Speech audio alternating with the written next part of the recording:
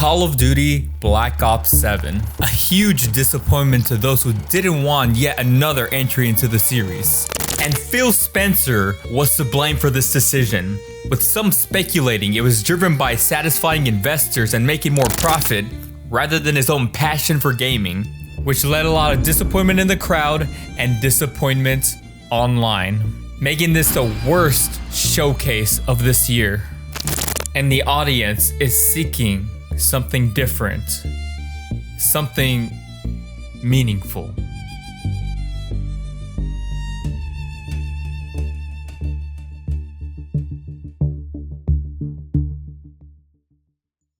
Thanks for joining us today. But before we get into the direct, we have a final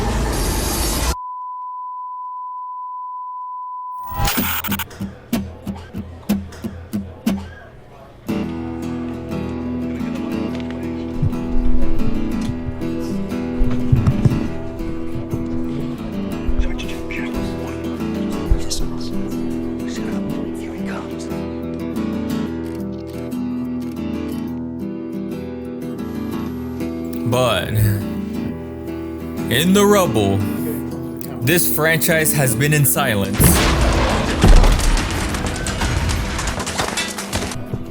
An opportunity. Shut up. Here he comes. So what am I talking about? My fellow citizens. Battlefield. Get ready, man! A first-person shooter franchise. At the time, a titan in the AAA gaming industry.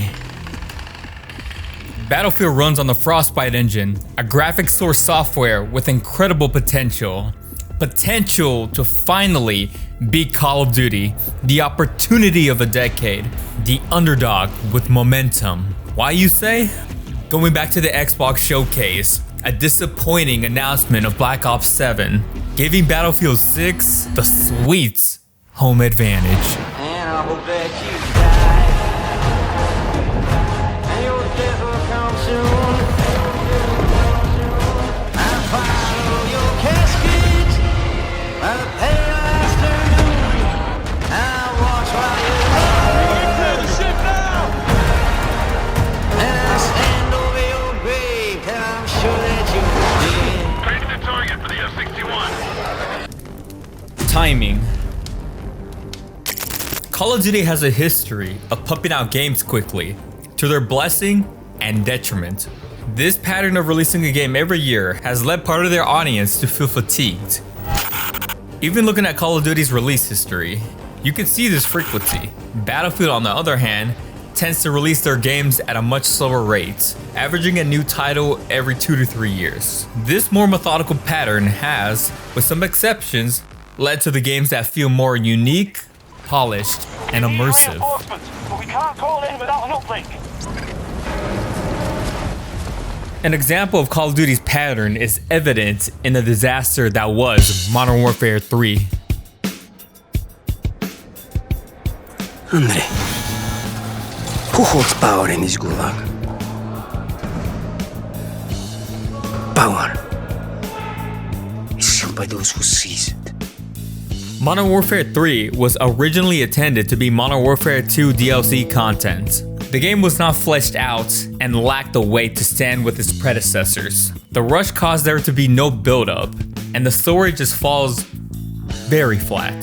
Some assets and environments for Modern Warfare 3's campaign were actually reused from Warzone, and the storyline of the campaign felt really empty and lackluster.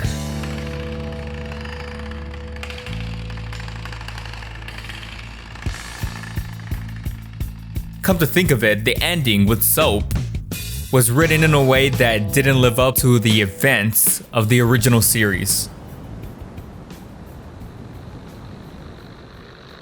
In the original, you see Captain Price, desperate and struggling to revive his comrade.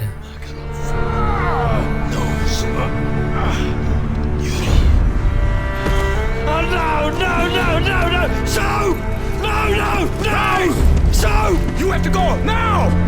me!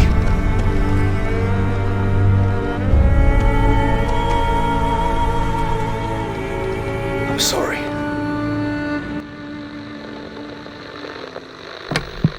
The same type. Red wire. Red wire. Got it. Whereas the new title, Take this to hell with you, Captain. Never bury your enemies alive.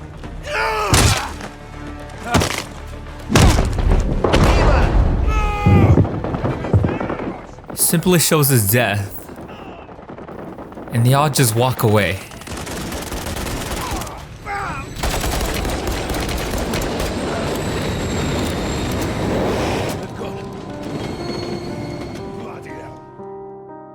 With their typical reuse of assets, Treyarch has found themselves releasing a new Black Ops title, but this new title was purportedly developed back-to-back with Black Ops 6. Last time I was here, all those key signature things are in here, and it's really, we've dialed up some, hidden others, right? And then it's like you're using those ingredients in really fun ways, and the team has had a lot of fun, again, building BO7 and BO6 together to play off each other. And now is particularly prone to hackers. And with so much of the code being the same, gaining access to one's files more easily grants access to the files of others, causing problems for the game's legitimate players. Black Ops 6 hackers have actually found hidden code hinting at some features that could possibly be returning to Black Ops 7. Treyarch stated in the COD Pod, which is their official Call of Duty podcast, that these abilities won't be present in Black Ops 7. But I digress. With these elements hidden and discovered in the game's code, this is honestly hard to believe. This is honestly hard to believe. Vanguard, releasing in 2021, had hackers in the beta version of the game, as in the game it wasn't even ready for launch and it had hackers. Alright, let's play this Call of Duty Vanguard Champion Hill Alpha. Woo, man, this game is smooth, it's looking really good. This is the same engine as Modern Warfare. Who said that? The hacking Wait. engine. This game runs on the same engine as Modern Warfare, and that's the same engine that Warzone uses? Oh god. What is that? This is partially attributed to the Russian nature of its development.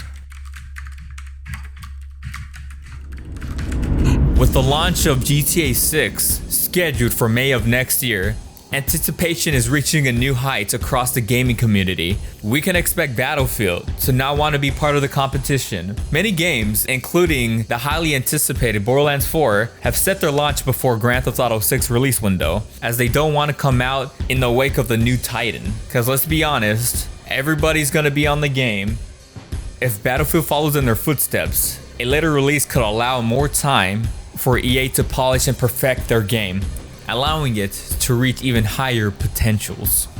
One company that is not reaching their high potential is Treyarch. For Black Ops 6, we really wanted to give ourselves the time to craft something truly great. This means we're delivering a new level of polish and innovation across all parts of the game.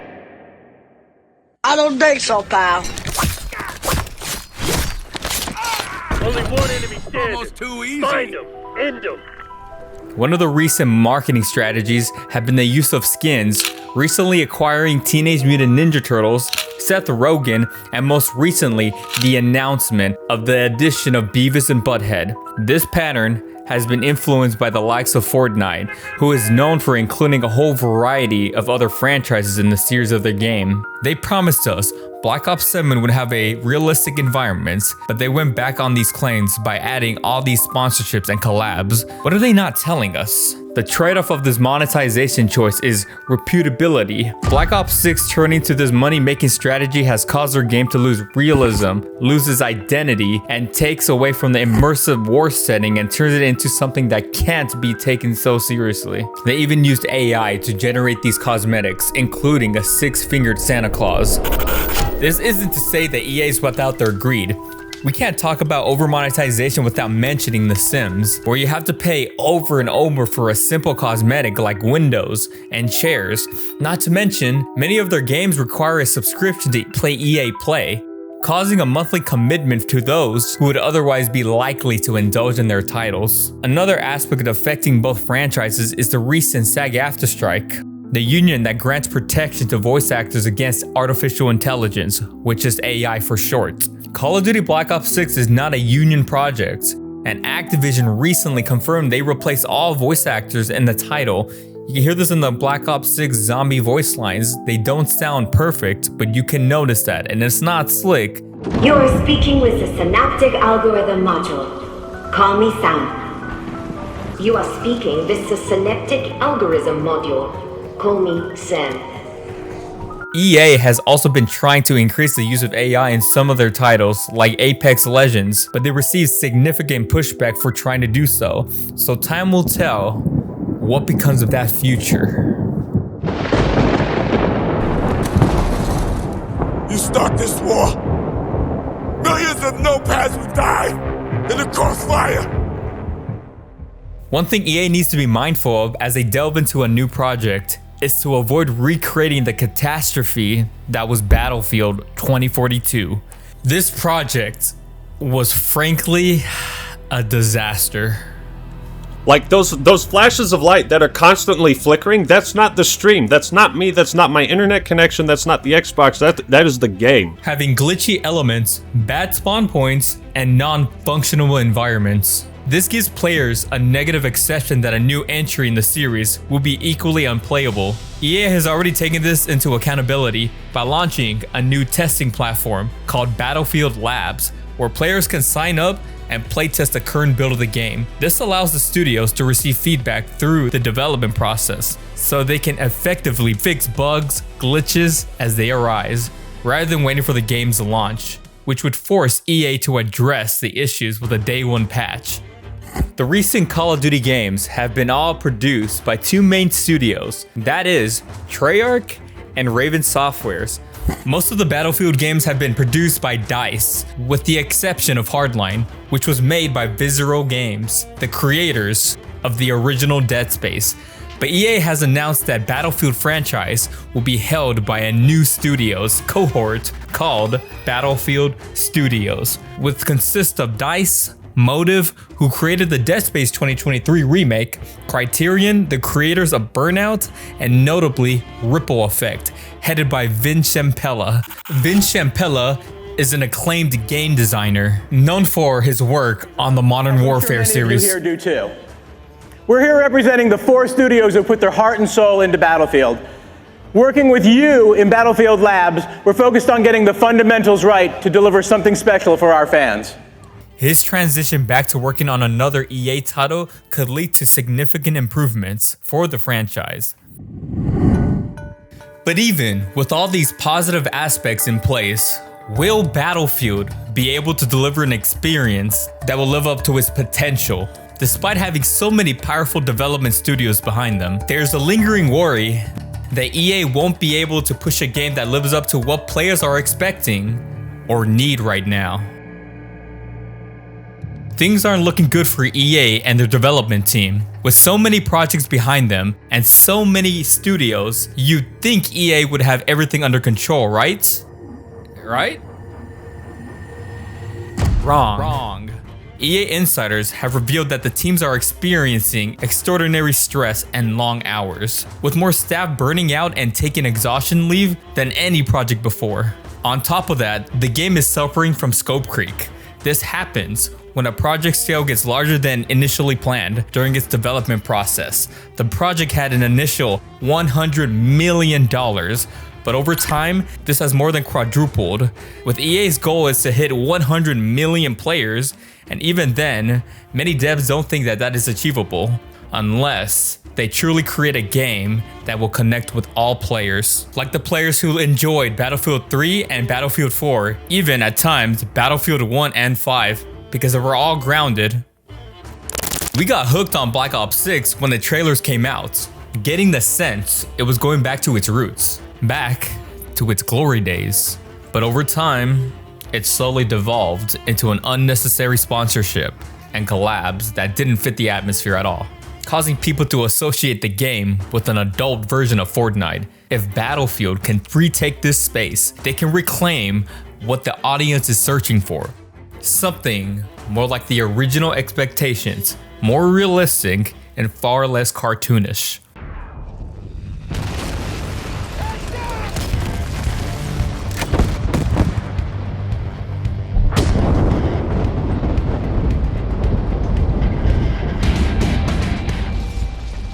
One aspect Battlefield can use to their advantage in trying to outdo Call of Duty is the use of their game elements. Battlefield games have always been known for their interactive and destructive environments.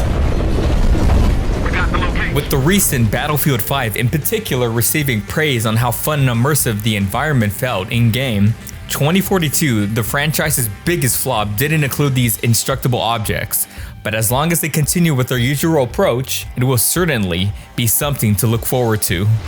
Destruction.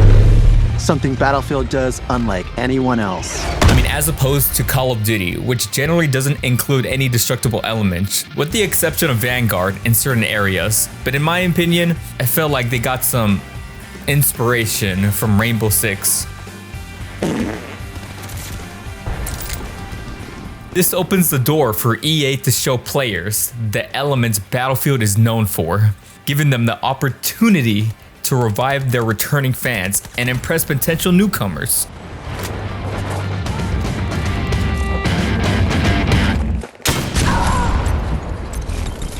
An objective is now under our control. This new Battlefield installment will be focused on a modern setting with realistic military atmosphere.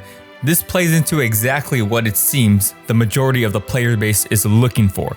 DICE can use this to their advantage in developing their game and taking the industry by storm, making the underdog the top dog. Clearly, EA has a golden opportunity here. If the studios can stop sabotaging for 1 minute, they can finally have the spotlight. They have the potential to create something show-stopping that can even outshine what Call of Duty has been reduced to and become what they used to be.